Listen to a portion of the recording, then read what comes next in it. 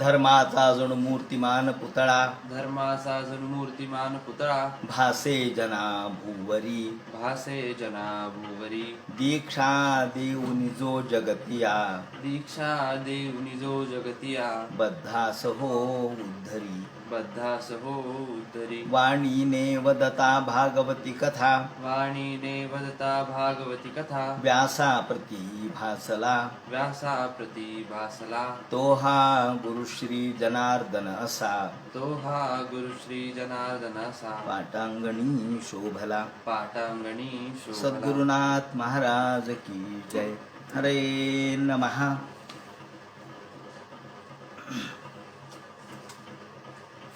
श्री भगवानुवाच स एष जीवो विवर प्रसूतिः प्राणेन घोषण गुहां प्रविष्टः मनोमयं सूक्ष्ममुपैत्य रूपं मात्रा स्वरोवर्णैति स्थविष्ठः. भगवान वेदव्यास वर्णन करून सांगू लागले आणि शुकाचार्य राजा परीक्षितीला सांगतात आणि भगवान गोपालकृष्ण हे उद्धवाला या ठिकाणी ज्ञान सांगतात. भगवान म्हणतात, हे उद्धवा, न रोधयति माम योगो न सांख्यम धर्म एवच न स्वाध्याय तपस्त्यागो नष्टा बुद्धंच दक्षिणा. हे उद्धवा, मी केवळ योग याग किंवा केवळ पंचाग्नी साधन यांनी मी प्राप्य नाही आहे. स्वाध्याय किंवा ज्ञान यांनी मी प्राप्य नाही आहे. मी केवळ केवलेनही भावेन, केवळ भाव माझ्यावरती ठेवा.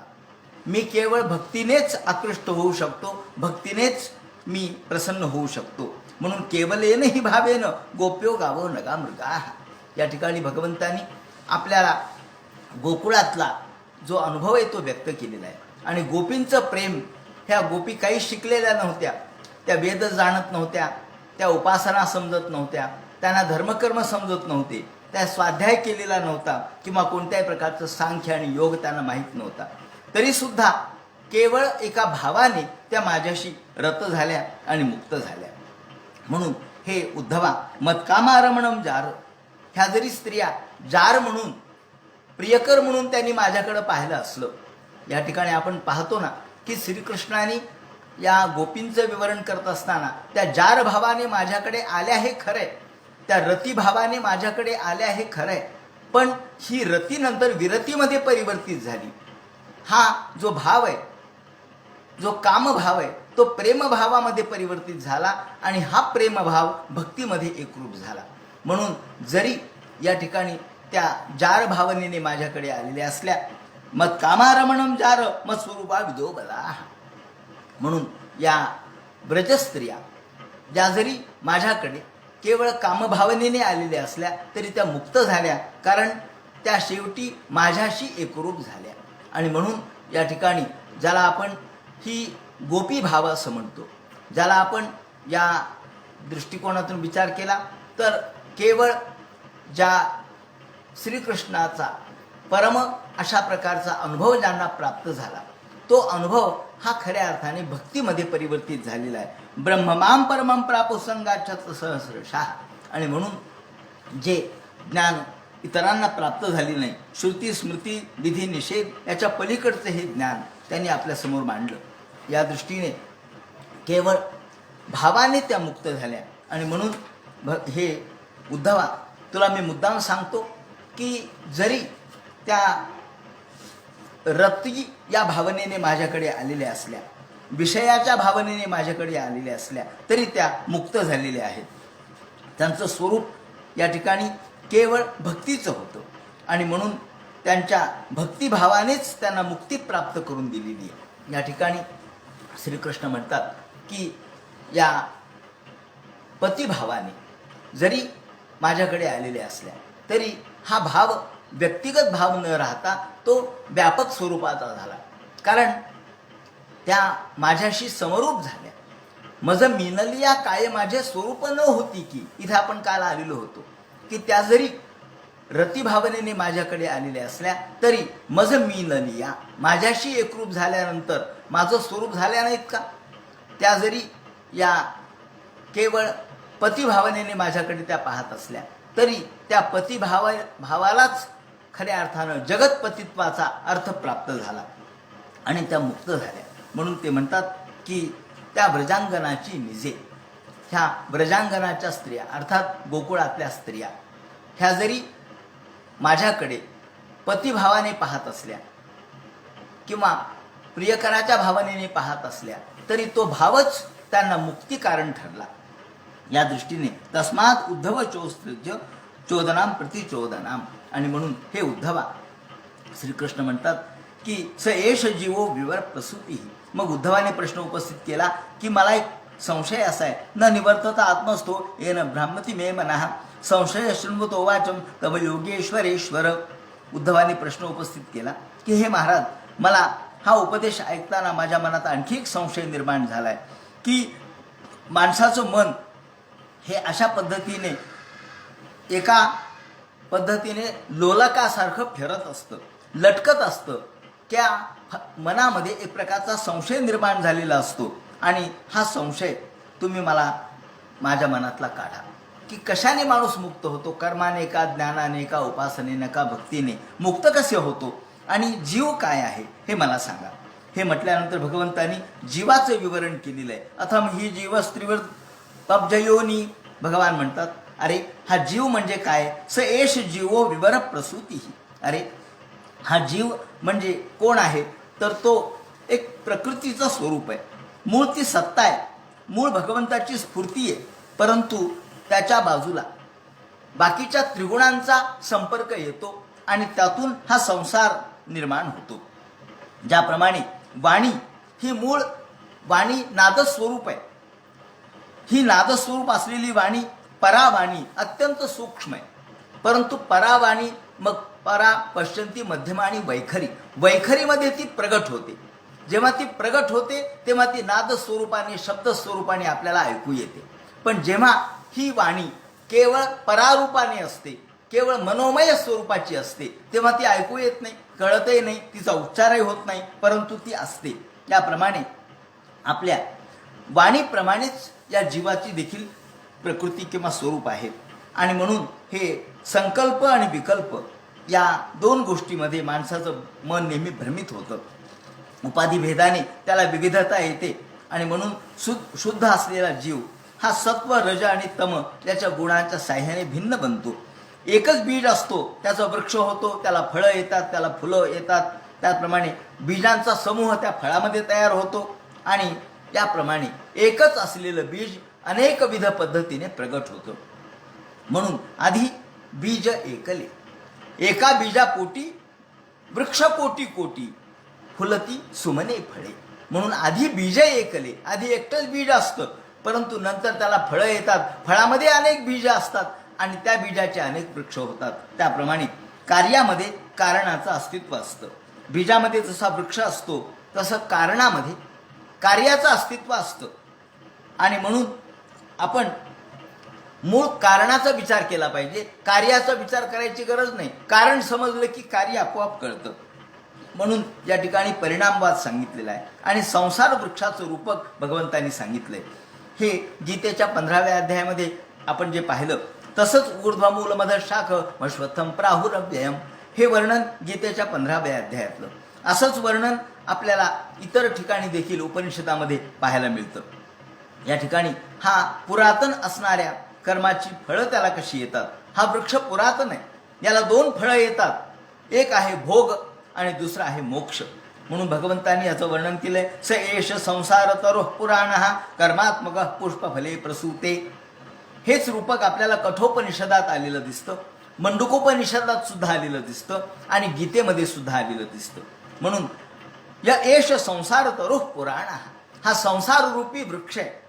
तो अत्यंत प्राचीन आहे, अनादी आहे आणि त्याला दोन प्रकारच्या फळांनी तो युक्त आहे. एक फळ आहे भोगाचं, ज्याला आपण स्वर्ग फल म्हणतो, आणि दुसरे मोक्ष किंवा मुक्ती.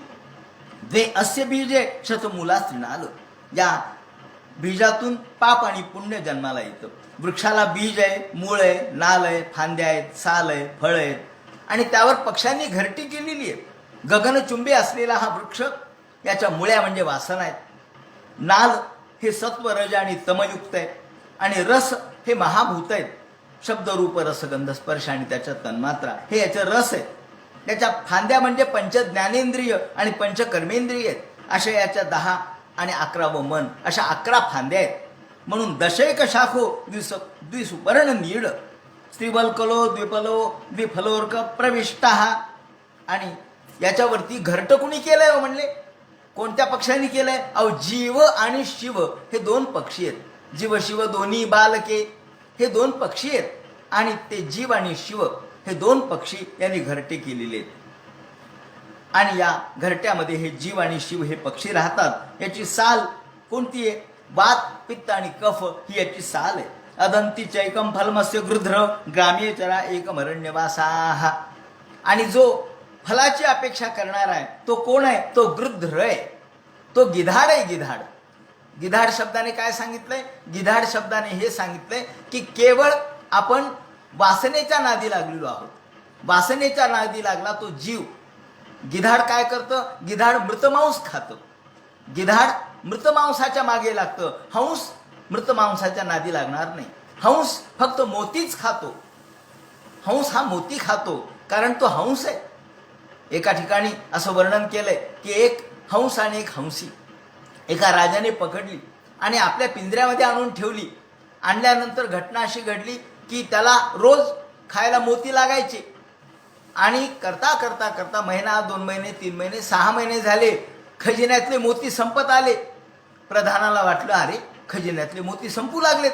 आणि मोती संपले. आता राजाला काय सांगावं? मोती संपलेत म्हणावं तर राजा म्हणेल एवढ्या लवकर कसे संपले? मग काय करावं म्हणले? बघू म्हणले दुसरं काही खातो का हा राजहंस. त्याच्या समोर दुसरे अनेक पदार्थ ठेवले. भूक लागली. 1 दिवस झाले, 2 दिवस झाले, 3 दिवस झाले. भूक लागली. हंसी एकमेकाकडे बघू लागले. हंसी म्हणू लागली काय करावं हंस महाराज? अहो पतिराज मला भूक लागली आहे. तेव्हा हंस म्हणतो हंस कहे हंसिनी को न मोतिया बिन चाक. हंस कहे हंसिनी को न मोतिया बिन चाक. तो म्हणला अगं भूक लागली तर मलाही लागली, उपाशी राहायला शिक, परंतु मोत्याशिवाय काही खाऊ नको. ती म्हणे कसं काय हो? भूक लागली, काहीतरी जे देईल ते खाऊ ना. नाही नाही नाही म्हणले हंस कहे हंसिनी को न मोतिया बिन चाक. का? जान गई सो जाने दे पर बानी की पथराक. आपले प्राण गेला तरी चालेल परंतु वाणीचं जी पत आहे ती आपण ठेवली पाहिजे. वाणी कोणती आहे? शब्द कोणते? की हंस हा मोतीच खात असतो अशी परंपरा आहे. हंस दुसरं काही खात नाही, हंस फक्त मोती खातो असं जे लोक म्हणतात त्याला बाधा येईल. आणि म्हणून या ठिकाणी लोकांची जी निष्ठा आहे आपल्यावरची ती कमी होईल. म्हणून जान गई सो जाने दे पर बानी की पतराक. जी बानी आहे, जी परंपरागत चाल आहे ती या ठिकाणी आपण बिघडू देऊ नये. म्हणून माझी या कविकुळा बोलू लागेल की. आपल्याला माहिती आहे नरेंद्राने देखील पैसा नाकारलाय आणि त्या ठिकाणी रामदेव राजाला म्हटले की नाही मी पैशासाठी काव्य विकणार नाही. आमुची या कविकुळा बोलू लागेल की. आमच्या कविकुळाला बोल लागेल. लोक म्हणतील हो पैशासाठी काव्य विकणारे कवी आम्हाला माहिती आहेत. तसे भूक लागल्यानंतर मृत्यू पंथ जवळ आल्यानंतर काही खाणारे हंस आम्हाला माहिती आहेत असं लोक म्हणतील. तेव्हा म्हणून निदान आपले प्राण गेले तरी चालतील पण वंशाला आपला बट्टा लागता कामा नये. आपल्या जातीला बट्टा लागता कामा नये. हा यातला मतितार्थ आहे. सांगायचं असं की जीव हा काही खातो. जीव भोगलोलूप आहे, तो काही खातो, तो मृत मांस देखील खातो. पण हंस मात्र खाणार नाही कारण तो मोतीच खातो. मोती म्हणजे मुक्ती. मुकुंदराजांनी मोती शब्द मुक्ती अशा शब्दाने दोन्ही अर्थ व्यक्त केलेत, मोती आणि मुक्ती. हा हंस मुक्तिकारक आहे, तो मुक्तीचंच फळ तेवढं खातो. आणि जीव मात्र भोगाचं फळ खातो, संसाराचं फळ खातो. या ठिकाणी रक्त, मांस, मेद, मज्जा, अस्थि याच्यामध्ये तो तल्लीन होतो. त्याप्रमाणे ते म्हणतात की सुखदुःखाची फळं ग्रामेचरा एकमरण्यवासा हंसाय एकम बहुरूपमिज्ये मायामयम वेद सवेद वेदम. आणि याप्रमाणे एकम गुरुपासन एक त्या. आणि म्हणून या फळामध्ये सुख आणि दुःखाची फळं हा जीव भोगतो. आणि शिव मात्र यासापासून अलिप्त आहे कारण तो भोगलोलूप नाहीच आहे, तो त्यागवादी आहे, तो काही स्वीकारत नाही. तो अदंती चैकम फलमस्य गृध्र. गृध्र म्हणजे गिधाड फळाची अपेक्षा करतं. आणि ग्रामेचरा एक मरण्यवासा. ग्रामेचरा हा दुसरा जो आहे तो शिव आहे, तो म्हणतो मला काही नको. तो निरीच्छवादी आहे आणि म्हणून सुखदुःखाच्या फळांना तो नाकारतो. ब्रह्मांडाची व्याप्ती या झाडाची आहे. या झाडाने सगळ्या ब्रह्मांडाला व्याप्त केलंय. सुखदुःखात्मक फळं याला येतात आणि म्हणून ईशावास्यमिदं सर्वं यत्किंचित् जगत्यां जगत तेन त्यक्तेन भुञ्जीतः मागृत कस्यचित् धनम. या ठिकाणी आपल्याला माहिती आहे, या ईशावास्य उपनिषदात म्हटलंय मागृधाः, तुम्ही गिधाड होऊ नका. गिधाड होऊ नका म्हणजे गिधाडाच्या प्रवृत्तीचे होऊ नका. गृ आणि ध्रुव, गृ म्हणजे घेणे आणि ध्रुव म्हणजे धारण करणे. आपण घेतो आणि धारण करतो हे माझंच आहे म्हणून आपण पंचमहाभूत यांच्याकडून हा देह घेतला, काही काळासाठी उसना घेतला, पण आपण तो माझाच आहे म्हणून समजतो, त्याच्यावर आपला शिक्कामोर्तब करतो. ते म्हणतात अशी गिधाडी प्रवृत्ती बरोबर नाही.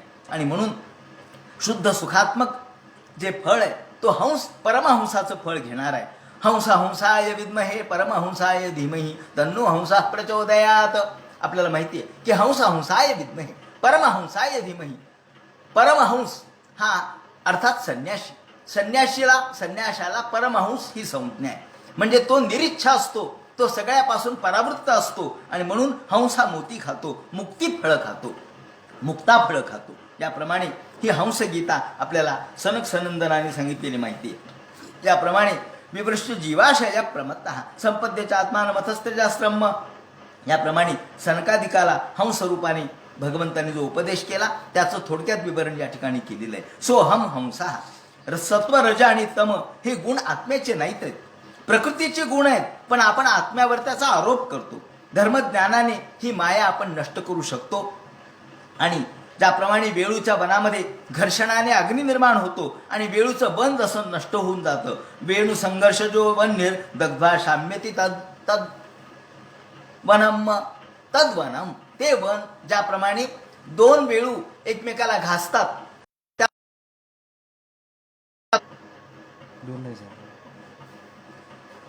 वेणू संघर्ष जो वन निर्दग्धा शाम्यती तद्वनम. ज्याप्रमाणे वेळूंचा एकमेकांशी संघर्ष होतो, वेळू एकमेकाला घासले जातात आणि सगळं वन जसं नष्ट होतं, त्याप्रमाणे विचारांच्या अग्नीतून आपण गुण हा संसर्ग नष्ट करू शकतो. म्हणून त्याच्यातूनच निर्माण होणारा अग्नी त्यालाच जसा जाळतो, त्याप्रमाणे आपल्याच विचाराने आपण आपल्यातलेच गुणदोष नष्ट करावेत, आपले त्रिगुण नष्ट करावेत. याप्रमाणे भगवान म्हणतात गुणेषु चा विषम चित्त मभीक्षण गुणसेवया गुणाश्च चित्त प्रभवा मद्रूपम उभयम त्यजेत. त्याप्रमाणे सगळ्या प्रकारच्या गुणांचा, मग ते गुण कोणतेही असोत, सत्व रज तम हे सुद्धा गुणच आहे. आणि या गुणांनी माणसाचं जीवन ज्या बनलेलं आहे, हे जे जीवन आहे ते सांसारिक स्वरूपाचं आहे.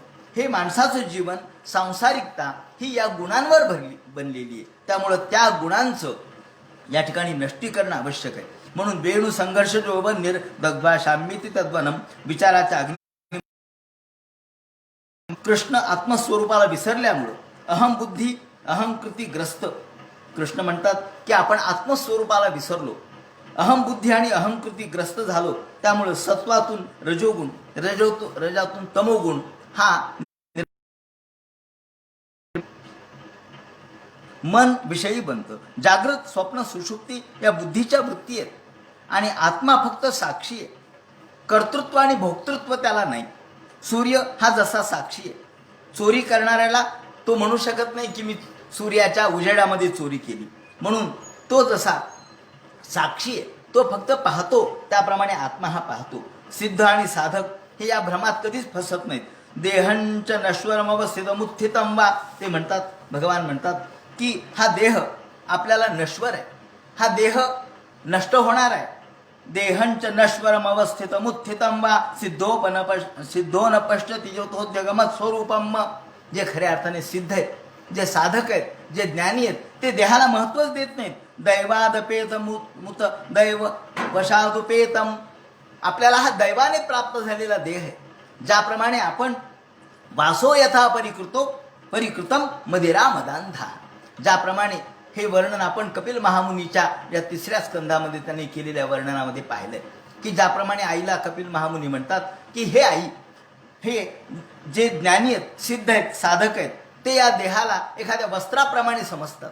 आणि ज्याप्रमाणे दारुडा एखाद्या दारू पिलेला बेधुंद झालेला, ज्याप्रमाणे आपल्या वस्त्राचंही त्याला भान नसतं, त्याप्रमाणे आता तुम्ही म्हणाल की सिद्ध साधक योगी म्हणजे काय दारुडे आहेत का हो? नाही, हे दृष्टांत केवळ व्यावहारिक पातळीवर कळावं म्हणून द्यावा लागतो, म्हणून ते दारुडे नाहीत. तर दारू पिल्यानंतर ज्याप्रमाणे त्याची बुद्धी भ्रंशित होते, आता इथं बुद्धी भ्रंशित नाही झालेली, तर बुद्धीच्या पलीकडे तो गेलेला आहे, जाणीवेच्या पलीकडे गेलेला आहे, सांसारिकतेच्या पलीकडे गेलेला आहे, लोक काय म्हणतील याच्या पलीकडे गेलेला आहे. आणि म्हणून ज्या ठिकाणी दारू पिणारा आणि सिद्ध काही सारखा नाहीये तत्वज्ञानाच्या दृष्टीने किंवा त्याच्या विचाराच्या दृष्टीने, त्यांच्या उंचीच्या दृष्टीने, त्याच्या वर्गाच्या दृष्टीने, इयत्तेच्या दृष्टीने सारखे नाही आहेत.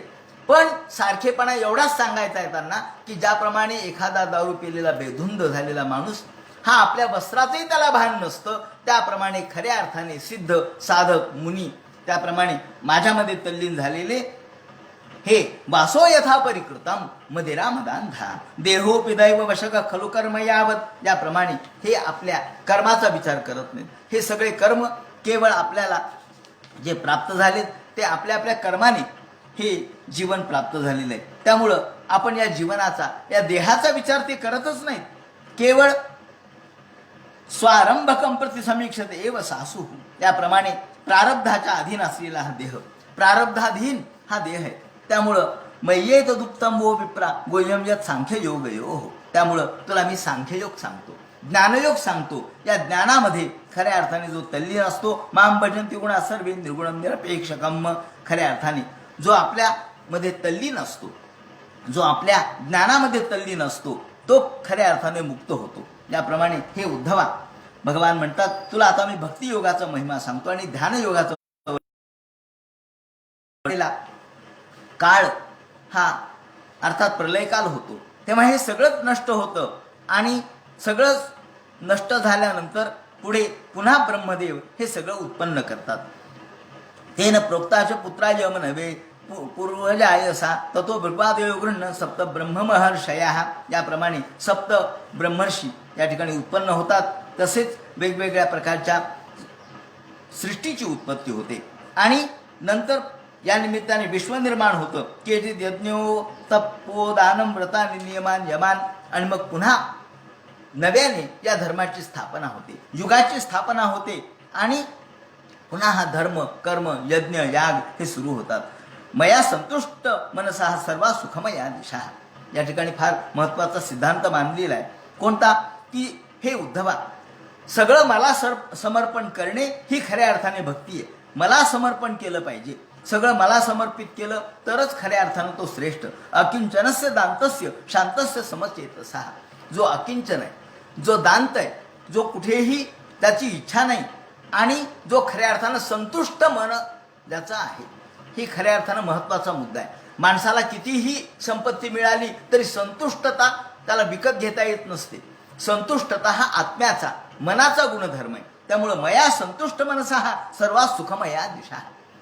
जर तो संतुष्ट असेल तर तो सगळीकडे सुखी आहे.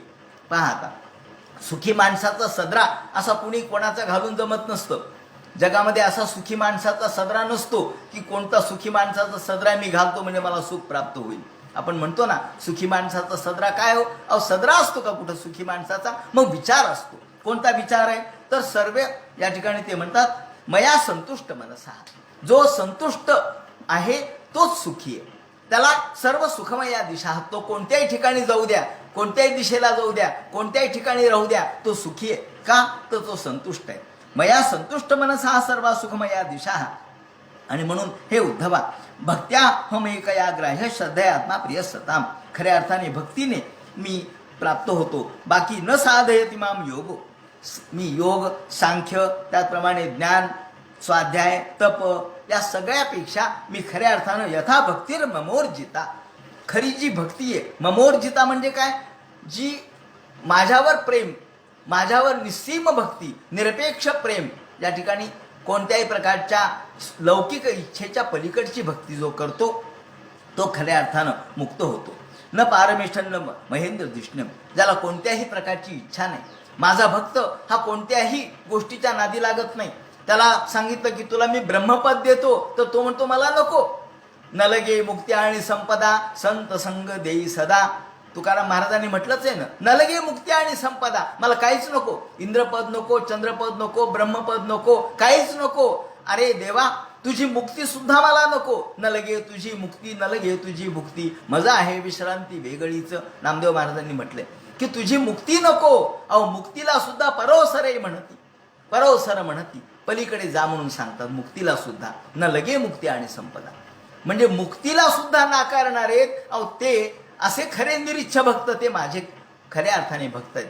त्यांना कोणत्याही प्रकारची इच्छा नाही, त्या कोणत्याही प्रकारची वासना नाही, ज्याला आपण सर्व प्रकारच्या इच्छेपासून मुक्त असलेले ते खरे भक्त. न साधयति मां योगो न सांख्यं धर्म उद्धव न स्वाध्याय न तपस्त्यागो यथा भक्तिर् ममोर्जिता. ममोर्जिता भक्ती, माझ्याशीच एकनिष्ठ असलेली, केवळ कोणत्याही प्रकारच्या विकारांच्या पलीकडची, कोणत्याही प्रकारच्या इच्छेच्या पलीकडची अशी ही भक्ती, असा भक्त केवळ तोच भक्त खऱ्या अर्थानं शुद्ध आहे. न पारमेष्ठन न महेंद्र दिष्ण्यम. या ठिकाणी म्हणतात जो माझा भक्त आहे तो त्याचा विचार कसा असतो. मग मदभक्त, माझा जो भक्त आहे तो सरितांपतीम चुलकवत खद्योतवत भास्करम. तो या समुद्राला सुद्धा म्हणतो अहो ही चूळ आहे, साधी चूळ आहे, एक चूळ भरली की झालं. अहो आपण म्हणतो ना एक आचमनी तुझं प्याला. एका आचमनाने ज्या समुद्राला ज्यांनी प्राशन केलं, असे अगस्ती यांच्या पुढे समुद्र म्हणजे एक चूळ आहे, एक थेंब आहे, एक पळीबंद पाणी आहे. मग माझ्या भक्ताला माझ्याकडे पाहताना खऱ्या अर्थाने माझा मोठेपणा त्याला जाणवतो, त्याला समुद्र देखील मोठा वाटत नाही. मग भक्ताम सरितांपतीम चुलकवत खद्योतवत भास्करम. आपल्याला वाटतं सूर्य किती मोठा आहे हो, तो म्हणतो अहो खद्योत आहे. भगवंताच्या पुढे हा एक काजवा आहे, हा काय सूर्य आहे का. आमच्या भगवंताचा प्रकाश पहा कसा आहे. म्हणून माझं महत्त्व त्याला वाटतं. आणि म्हणून जो कोणत्याही प्रकारच्या इच्छेच्या पलीकडे जाणारा असा खरा माझा भक्त. भक्त्या हे कमया ग्राह्य श्रद्धया आत्मा प्रिय सताम. भक्ती पुनाती मन्निष्ठा स्वपाकानपि संभवात. आणि भक्ती पुनाती मन्निष्ठा, या भक्तीने माझ्यावरची निष्ठा निर्माण होते. आणि श्रद्धया आत्मा प्रिय सताम, तो खऱ्या अर्थाने मला प्रिय आहे, तो खऱ्या अर्थानं शुद्ध आहे. जन्मजात स्पृश्य आणि अस्पृश्य भाव या ठिकाणी निरर्थक ठरतात. म्हणून आपल्याला माहिती आहे, अनेकदा आपण उदाहरण घेतलेले, राजाज्ञाची अक्षरे आहाती ती चामा एका जया पडती. त्या चामासाठी जोडती सकळ वस्तू. ज्याप्रमाणे चामड्याचं चलन केलं, चामड्याचं चलन केल्यानंतर अहो ते चामडं आहे ना, हो चामडं आहे, पण त्याला चलन केल्यामुळं त्याला रुपयाचा अधिकार प्राप्त झाला. मग ते 10 रुपये, 100 रुपये, 200 रुपये, 500 रुपये, 2000 रुपये चामड्याचे. जसं आपण कागदाचे रुपये करतो, त्याला कागदाला महत्व येत नाही का. तो कागदच आहे, कागद नाही का तो, हो कागद आहे, पण तो कागद मूल्यवान आहे. तसा चामडं मूल्यवान कधी ठरेल. चामड्यावर जर राजाज्ञांची अक्षरे असतील तर, राजाचा ठसा असेल तर, राजाची मुद्रा असेल तर ते चामडं मूल्यवान ठरेल. तसं हे जे चामडं आहे हे चामडंच आहे, परंतु हे मूल्यवान कधी ठरेल, जेव्हा ते भगवंताचं नाव घेईल तेव्हा ते चामडं मूल्यवान ठरेल. त्यावर नामाची मुद्रा उमटेल तेव्हा ते चामडं मूल्यवान ठरेल. म्हणून बाकी हे चामडंच आहे. अहो एखादं मृत चामडं सुद्धा मृदंगो मुखलेपे न करो ते मधुर ध्वनी. अहो मृत मांस की मृत चामडं हे सुद्धा मृदंगाला काय लावलेलं असतं, चामडंच असतं.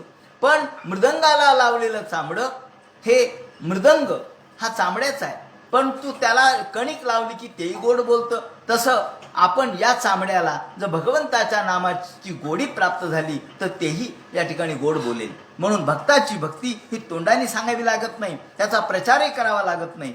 त्याच्या सर्वांगावर त्याची प्रचिती कशी येते याचं वर्णन या ठिकाणी वाग गदगदा द्रवते यस्य चित्तम हृदयस्य भीक्षम हसति क्वचिच्च भगवंतांनी सांगितलंय की माझा जो भक्त आहे तो कसा आहे, तो कसा आहे हे सांगायची गरज लागत नाही. तो अत्यंत त्याच्या चेहऱ्यावर, त्याच्या वागणुकीवर, त्याच्या बोलण्या चालण्यावरूनच तो भक्त कळतो. का कसा कळतो तर वाग गदगदा द्रवते यस्य चित्तम. ज्या भगवंताचं नाव घेताना त्याच्या अंतःकरण भरून येतात, त्याचा अंतरंगामधला अष्टसात्विक भाव त्यांचा जागृत होतो. हृदयभीक्षम हसति क्वचिच्च. कधी तो हसतो, कधी रडतो, कधी भगवंताच्या नामामध्ये तल्लीन होतो. अहो कधी कधी नाचतो सुद्धा, जगाचा काहीही विचार न करता, जगाबद्दल कुठल्याही बद्दलच्या भावना मनात न आणता, लोक काय म्हणतील, लोक हसतील का याचा विचार न करता, कोणत्याही प्रकारची वित्तेषणा, पुत्रेषणा, लोकेषणा याचा विचार न करता, विलज्ज उद्गायती नृत्यतेच मद्भक्तियुक्तो भुवनम पुनाती, असा माझा भक्त सगळ्या जगाला पवित्र करतो. भुवनम पुनाती, सगळ्या जगाला पवित्र करणारा माझा भक्त आहे.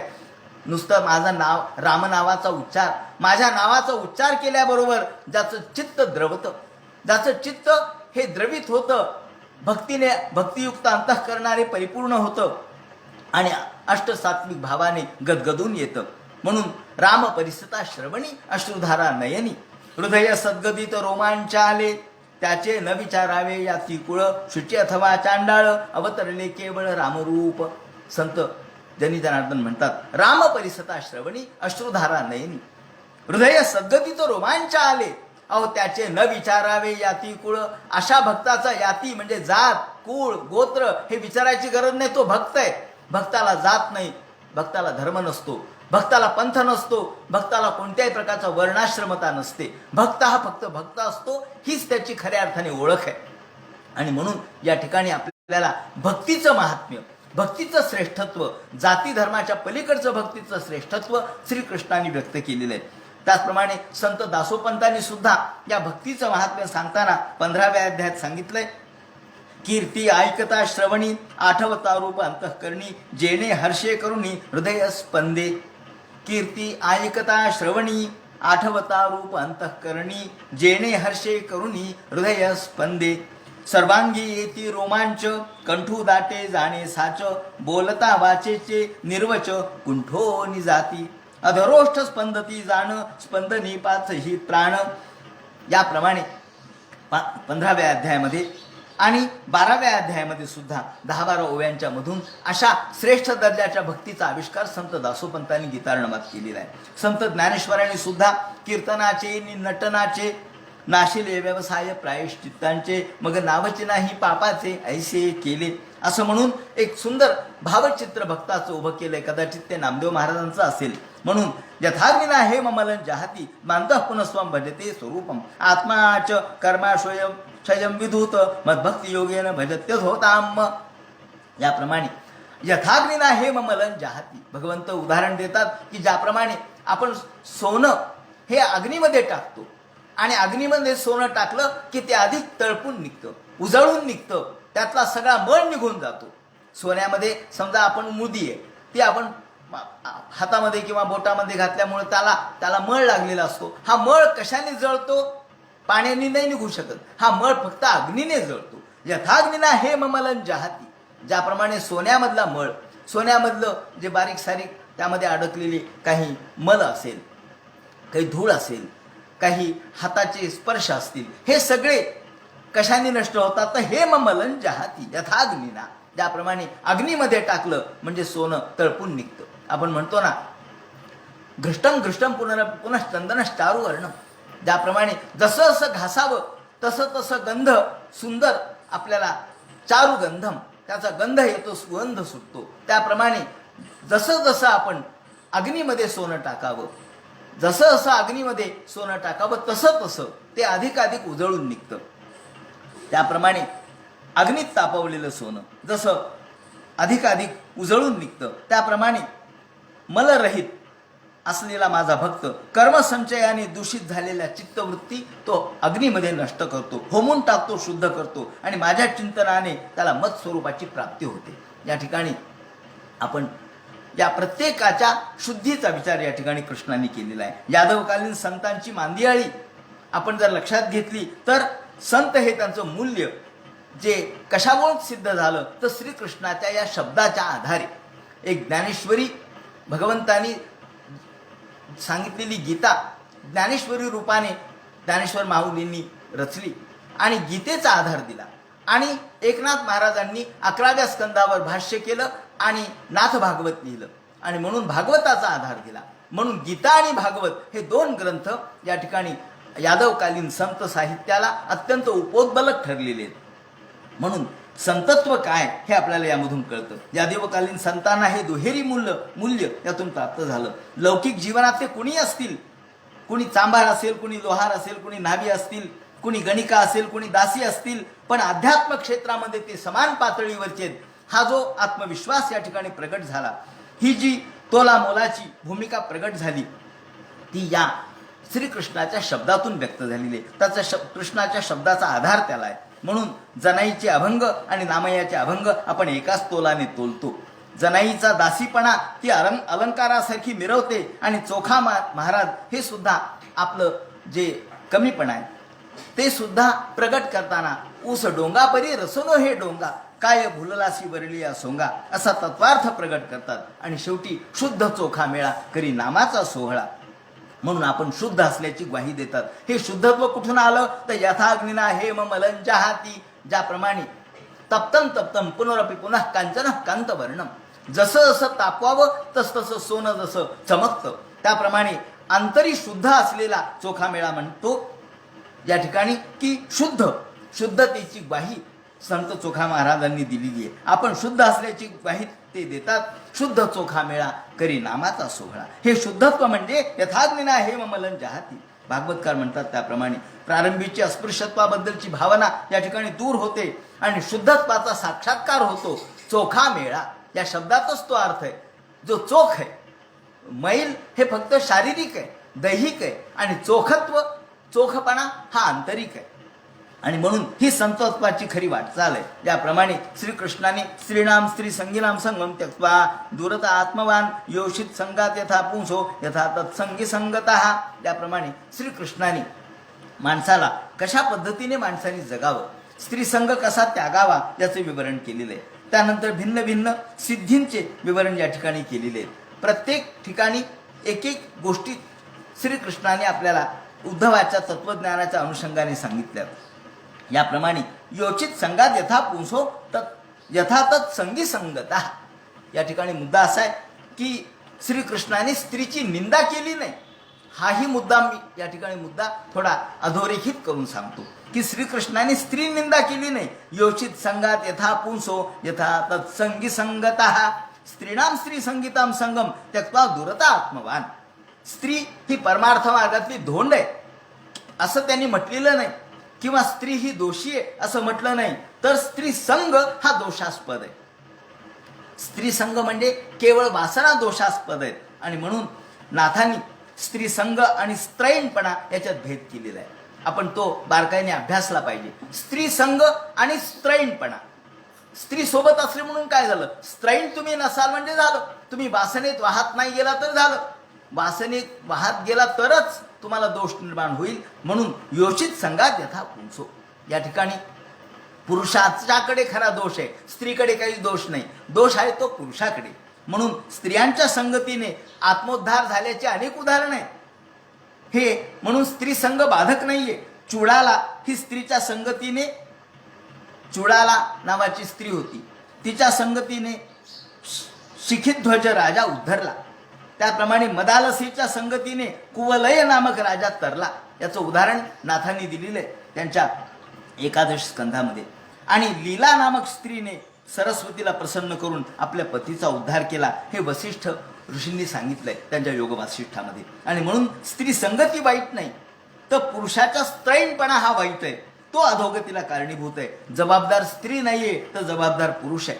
आणि म्हणून पुरुषाची कामी वृत्ती त्याला जबाबदार आहे. अशा पुरुषाला गारुड्याचं माकड नाथ म्हणतात. 16 सहस्र भोगनी ब्रह्मचारी म्हणविसी असं कृष्णाबद्दल का म्हणत असतील. कृष्ण हे एवढ्या 16,108 स्त्रियांच्या सोबत होते, परंतु त्यांच्या मनामध्ये कामविकार निर्माण झाला नाही, हे अनेकदा भागवतकारांनी व्यक्त केलेलं आहे. त्याचं कारण काय, त्याचं कारण एकच आहे, त्याचं रहस्य एवढंच आहे की ते स्त्रैण बनले नाहीत, कोणाच्याही हातातलं बाहुलं बनले नाहीत, कोणाच्याही हातातलं माकड बनले नाहीत. म्हणून अशा पुरुषाला जो स्त्रैण आहे त्याला गारुड्याचं माकड असं नाथ म्हणतात. म्हणून पुरुषाची विकारवशता हीच अधःपतनाला कारणीभूत आहे. आणि म्हणून महानुभाव पंथामध्ये सुद्धा चित्रीची स्त्रीने देखावी किंवा स्त्री दर्शने मात्रेच माजवी, हे जे विवरण आहेत ते सुद्धा स्त्रीचा या ठिकाणी दोष किंवा स्त्रीची निंदा सांगण्यासाठी नाही आहेत. हे आपण बारकाईने अभ्यासलं पाहिजे. कोणत्याच धर्माने स्त्रीची निंदा केलेली नाही, तर पुरुषाची विकारवशता त्याला कारणीभूत आहे म्हणून सांगितलंय. या ठिकाणी उद्धवाला श्रीकृष्ण म्हणतात ध्यानाचं स्वरूप काय, योग मार्गाचं विवेचन करताना आसन, प्राणायाम, पूरक, कुंभक, रेचक, श्वासजय, मनोजय आणि सिद्धी. आता वेगवेगळ्या सिद्धींचा उल्लेख श्रीकृष्णाने केलेला आहे. कोणकोणत्या सिद्धी आहेत या ठिकाणी भगवंतांनी वर्णन केलंय. एतामे सिद्धय सौम्य अष्टावोत्पत्ती किमताः. या ठिकाणी अनुर्मिमत्वम देहेस्मिन दूरश्रवण दर्शनम. अनुर्मिमित्व या ठिकाणी वेगवेगळ्या प्रकारच्या सिद्धी आहेत. या सिद्धीने काय प्राप्त होतं तर दूरश्रवण दर्शनम. आज दूरदर्शन शब्द आपण वापरतो, दूरश्रवण शब्द वापरतो, टेलिफोन. आणि दूरश्रवण दर्शनम, दूरदर्शन, टीव्ही, हे जे आहे ते सिद्धीने प्राप्त होतं असं स्पष्ट याच्यामध्ये म्हटलेलं आहे. आणि परकाया प्रवेश देखील आपल्याला करता येतो. अनुर्मिमित्वम देहेस्मिन दूरश्रवण दर्शनम. अणिमा, गरिमा, लघिमा, महिमा, अष्टमहासिद्धी याचं विवरण आहे. अणिमा म्हणजे तन्मात्राच्या ठिकाणी ध्यान करून मन एकाग्र करणं. थोडक्यात सांगतो या ठिकाणी एका शब्दात. अणिमा म्हणजे काय? अणिमा सिद्धी कधी प्राप्त होते तर तन्मात्रा म्हणजे शब्दरूप रसगंध स्पर्श ह्या तन्मात्राच्या ठिकाणी ध्यान करून मन एकाग्र केलं की अणिमा सिद्धी प्राप्त होते. अणिमा म्हणजे सूक्ष्म होता येणे. महिमा म्हणजे महदात्म्याच्या ठिकाणी ध्यान करून मन एकात्म केलं म्हणजे महिमा सिद्धी प्राप्त होते. म्हणजे आपण खूप व्यापक होतो, मोठे होतो. जसं मारुतीरायाला या सगळ्या सिद्धी प्राप्त होत्या. ते सूक्ष्मही रूप धारण करू शकत होते चिलटा एवढं आणि व्यापकही स्वरूप धारण करू शकत होते. त्यानंतर लघिमा, परिमाणूंच्या ठिकाणी ध्यान करून मन एकाग्र केलं म्हणजे लघिमा सिद्धी प्राप्त होते. त्यानंतर ज्याप्रमाणे प्राप्ती ही सिद्धी मन अहंकार तत्वाशी एकरूप केलं की प्राप्ती सिद्धी प्राप्त होते. त्यानंतर प्राकाश्य ही सिद्धी महत्त्वाच्या ठिकाणी सूत्रात्म्याच्या ठिकाणी मन एकाग्र केलं की प्राकाश्य सिद्धी प्राप्त होते. प्रभुता किंवा ईशिता, सर्व विश्वावर आपलं नियंत्रण, सगळ्या जीवावर आपलं नियंत्रण. आपण म्हणावं तसे लोक वागतील. कसे वागतील लोक म्हणजे हो प्रभुता प्राप्त करा. प्रभुता म्हणजे ईशिता. तुम्ही म्हणाल तसं लोक वागतील त्याला ईशिता म्हणतात. म्हणून एका ठिकाणी आपण मराठीत शब्दप्रयोग वापरतो की दुनिया झुकती है, झुकाने वाला चाहिए. हा झुकाने वाला जो आहे तो ही सिद्धी प्राप्त करू शकतो. ही विष्णूशी तादात्म्य प्राप्त करून आपल्याला ईशिता किंवा प्रभुता प्राप्त करता येते. वशिता, सगळ्यांना आपल्याकडे आकर्षित करणे. श्रीकृष्णाजवळ या सगळ्या सिद्धी होत्या म्हणून कृष्णाकडे सगळे आकर्षित झाले. वशिता, तुरीय स्वरूपाशी तादात्म्य केलं म्हणजे वशिता सिद्धी प्राप्त होते.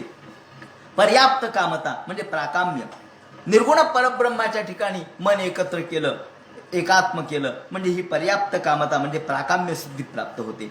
परकाया प्रवेशनम, इच्छा मरण, दूरश्रवण, दूरदर्शन, हा हे तर फार छोट्या सिद्धी आहेत म्हणे, ह्याच्यात काहीच नाहीये.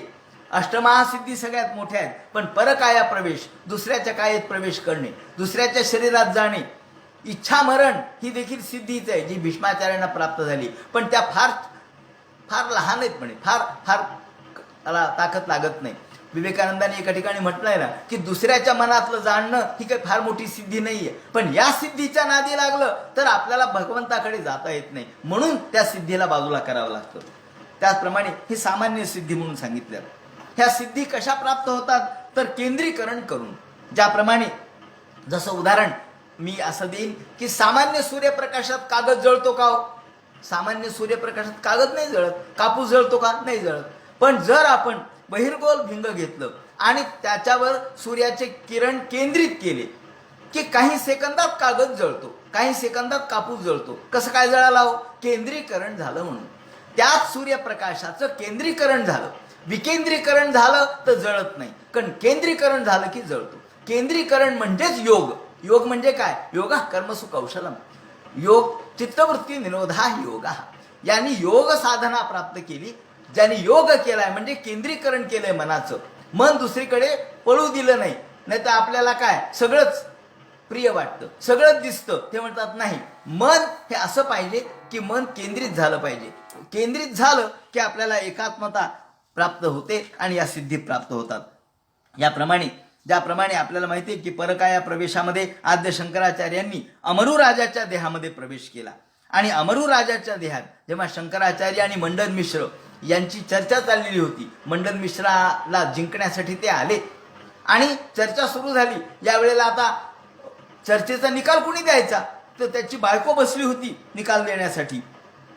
आणि यावेळेला मंडन मिश्राची पत्नी ही निकाल देण्यासाठी बसली. पण मंडन मिश्राने एक प्रश्न विचारला.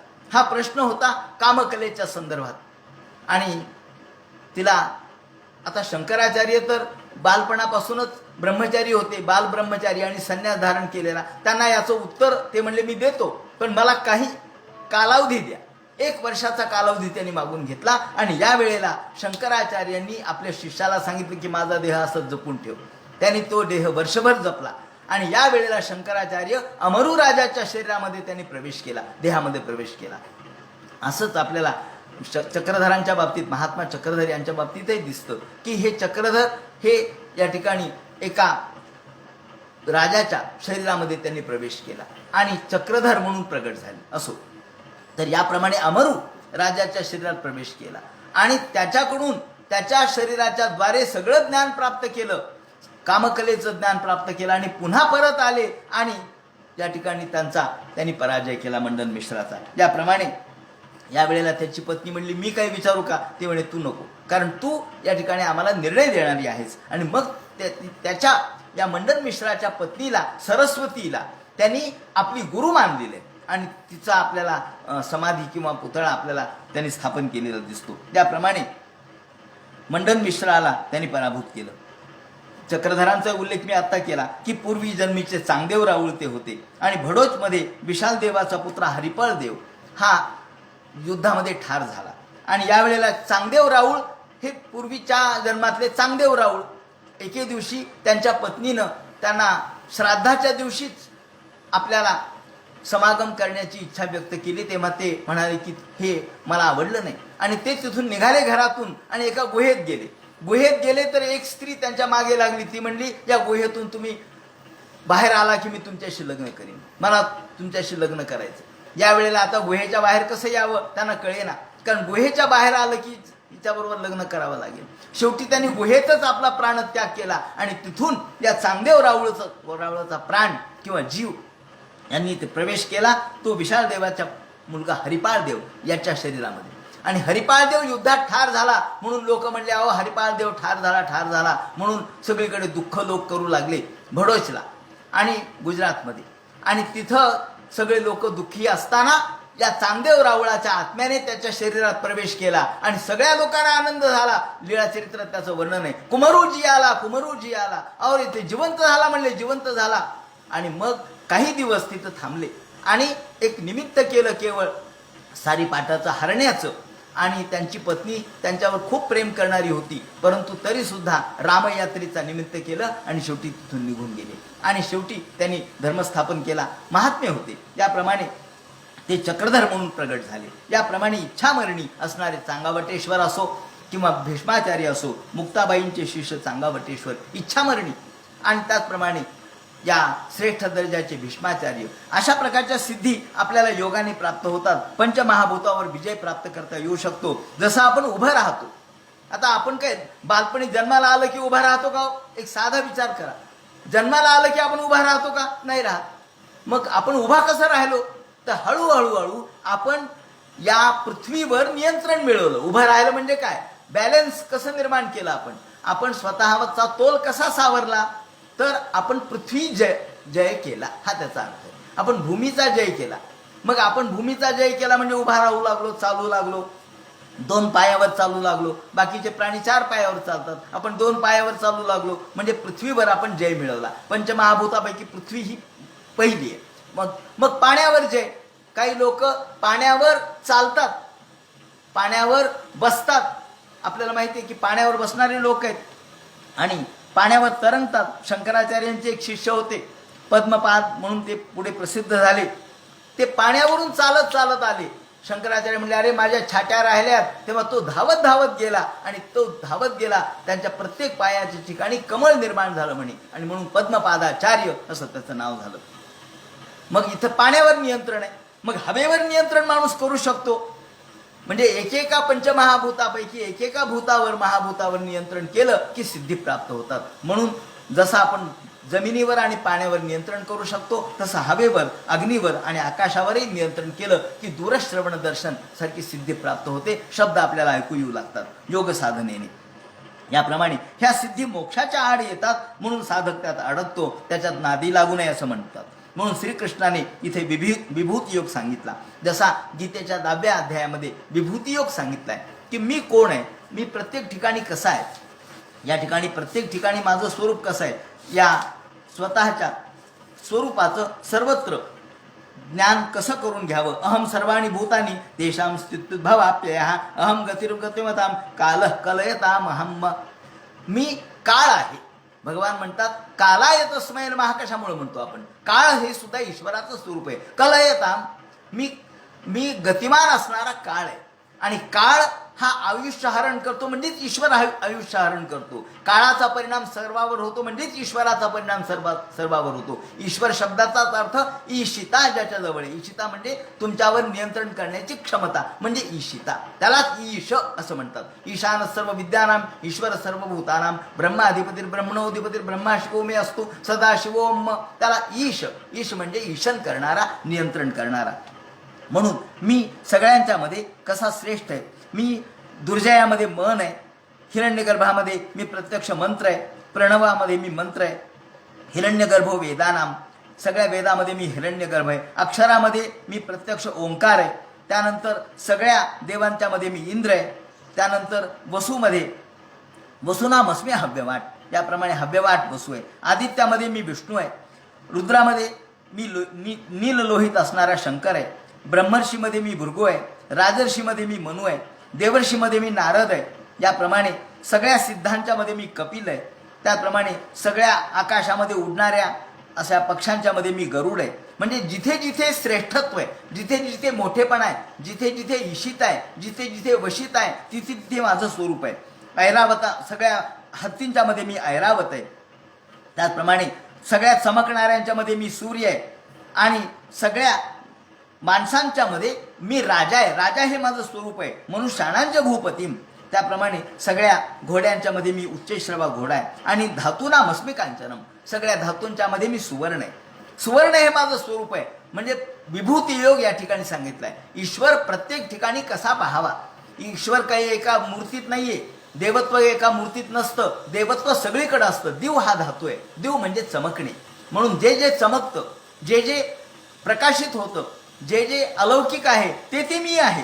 थोडक्यात तीर्थामध्ये मी गंगा हे माझं स्वरूप आहे, आश्रमामध्ये तुर्य म्हणजे चौथा हा संन्यास आश्रम म्हणजे माझं स्वरूप आहे. याप्रमाणे नाग आणि सर्प याचा ते भेद केला यांनी. सर्पाणामस्मी वासुकी, सर्पांच्या मध्ये मी वासुकी आहे, आणि नागांच्या मध्ये मी प्रत्यक्ष शेष नारायण आहे. याप्रमाणे अनंत आहे. वनस्पतीमध्ये मी अश्वत्थ आहे. औषधीनाम अहम यवाह, औषधी म्हणजे औषधीनांच्या सगळ्या औषधीमध्ये मी यव आहे. यव म्हणजे जव.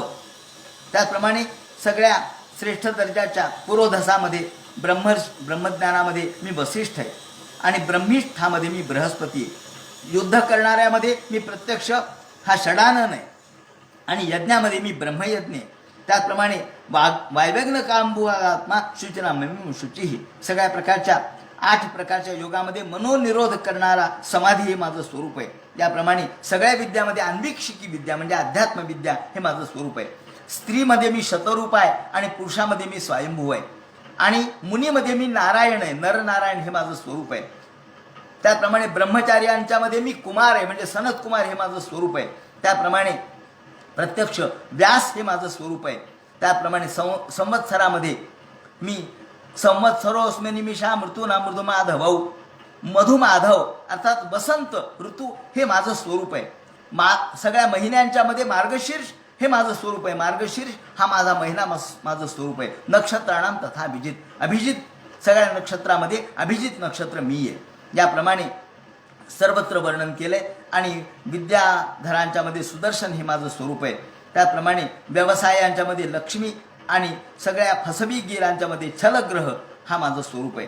याप्रमाणे विश्वावसू हे गंधर्वामध्ये मी विश्वावसू आहे, आणि अपामरसश्च परमेष्ठिनाम विभावसू, त्याप्रमाणे सर्व तेजस्वितेमध्ये मी सूर्य आहे, शब्दामध्ये मी नभ आहे. अशा स्वतःचा विभूती योग भगवंतांनी सांगितला. तेजश्री कीर्तिरेश्वरी अमृसे सौभगम भगाहा, याप्रमाणे तेज, कीर्ती, श्री, ऐश्वर्य त्याग, सौंदर्य, सौभाग्य, पराक्रम, तितिक्षा, विज्ञान एवढे सगळे श्रेष्ठ गुण माझ्यामध्ये आहेत. त्याप्रमाणे विभूती योग सांगितला. त्यानंतर वर्णाश्रम धर्माचं विवरण केलं. प्रत्येक ठिकाणी कोणकोणते धर्म सांगितले, प्रत्येक युगात त्याचं विवरण या ठिकाणी केलं. ब्रह्मचर्य, वानप्रस्थ, संन्यास आणि गृहस्थाश्रम धर्माचं विवरण केलं. आणि ब्राह्मणस्य हि देहोयम क्षुद्र कामाय नश्यते कृच्छाय तपसेचे प्रेत्यानंत सुखाय च. खऱ्या अर्थाने ब्राह्मणाचा देह, ब्राह्मण म्हणजे ज्ञानी माणसाने क्षुद्र कामासाठी आपला देह खर्ची घालू नये. कृच्छाय तपसेचे, त्याने कष्ट करावेत, त्यांनी विद्या अभ्यास करावा आणि सुख प्राप्त करायच्यासाठी देहाचं सुखाचा विचार करू नये.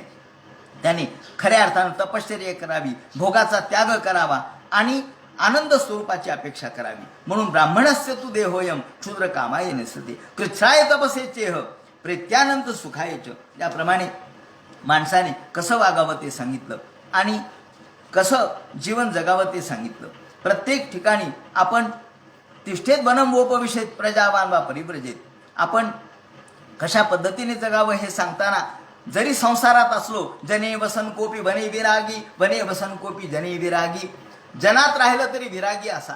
वनात राहिलं म्हणजे संसार मनातला गेला असं नाही. खूप लोक वनात जातात आणि मनात मात्र संसार ठेवतात, ते म्हणतात त्याचा उपयोग नाहीये.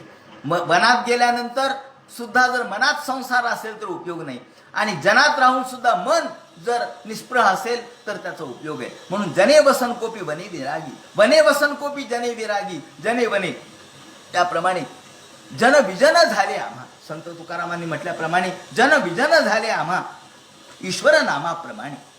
याप्रमाणे माणसाने कसं जगावं, कसं वागावं हे सांगताना प्रत्येक दृष्टीपूतम नेसेत पादम वस्त्रपूतम पिबेत जलम, या ठिकाणी संन्याशाने कसं वागावं त्या ठिकाणी एक संदर्भ मुद्दाम सांगतो की आपल्याला वैज्ञानिक दृष्टिकोनातून सुद्धा काही सूचना श्रीकृष्णाने दिलेल्या आहेत. माणसाने पाणी गाळून प्यावं हे श्रीकृष्णाने सांगितलंय, हे मुद्दाम या ठिकाणी सांगितलं पाहिजे. दृष्टीपूतम नेसेत पादम, नीट पाहून चाला हे सांगायची गरज आहे बरं का. नाहीतर वर पाहायचं आणि खाली चालतात, एकीकडे मोबाईलवर बोलतात आणि खाली चालतात. ते म्हणतात तसं नाही. दृष्टीपूतम नेसेत पादम, आधी दृष्टीने पहा, तो रस्ता चांगला आहे का पहा आणि मग पाय टाका.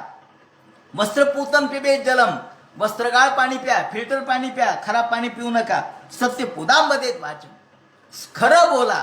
सत्य वाणीचं जे गुण आहे, वाणीचा जो धर्म आहे तो सत्य आहे. सत्याने वाणी परिपूर्ण होते आणि सत्याने वाणी शुद्ध होते. म्हणून सत्य पुतांबदेत वाचम मनःपूतन समाचरित. लोक अर्धवटच वाक्य घेतात, काय मनःपूतन समाचरित म्हणजे भागवतात सांगितलंय काय मनःपूतन समाचरित, मनाला वाटेल तसं वागा, असा त्याचा अर्थ होतो का? नाही, मनाला वाटेल तसं वागा नाही. अहो, जर वाणी शुद्ध असेल, डोळे शुद्ध असतील, आपले इंद्रिय शुद्ध असतील तर मन का नाही शुद्ध राहणार? म्हणून आधी हे सगळं शुद्ध करा, हे सगळं आपल्याला पवित्र करा, दृष्टीपूत करा, दृष्टी स्वच्छ करा, पाणी चांगलं प्या, सत्य बोला आणि मग आपोआपच मन तुमचं शुद्ध होईल. म्हणून मनःपूतन समाचरित, आणि मग असं शुद्ध मनाने आपण वागावं म्हणून सांगितलंय. बुधो बालकवत क्रीडेत कुशलो जडवच्चरेत, याप्रमाणे कोणाच्याही नादी लागू नये, शुष्कवाद करू नये, असं संन्यासाचं विवरण सांगितलंय. त्याप्रमाणे आपल्या आहारावर नियंत्रण करावं आणि अभिपक्व कशो यस्मा दुस्माच विहते भिक्षो धर्म शमो हिंसा तप इच्छा बनो कसा.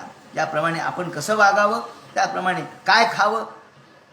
कधी कधी अग्निपक्व, कधी कधी पक्व असलेलं, तर कधी निसर्गाने पक्व झालेलं फळ आपण घ्यावं, सूर्याच्या तेजाने पक्व झालेलं फळ. याप्रमाणे संन्याशाने कसं वागावं, गृहस्थाश्रमाने कसं, त्याप्रमाणे वानप्रस्थाने कसं आणि ब्रह्मचर्याने कसं, हे आपण 15व्या अध्यायामध्ये म्हणजे सप्तमस्कंधाच्या 15व्या अध्यायात पाहिलेलं आहे. त्याचं विवरण या ठिकाणी केलं. त्यानंतर भक्ती, ज्ञान, वैराग्य, यम आणि नियम यांचं विवरण श्रीकृष्ण या ठिकाणी भीष्माकडून जे ज्ञान प्राप्त झालं त्याच्या आधारे कसं करतील त्याचं विवरण उद्याच्या चिंतनामध्ये करू. हरे नमः. पुंडलीक वरदे हर विठ्ठल, सीताकांत स्मरण जय जय राम, पार्वती पते हर हर महादेव, श्रीमज्जनार्दन गुरुमूर्तये नमः.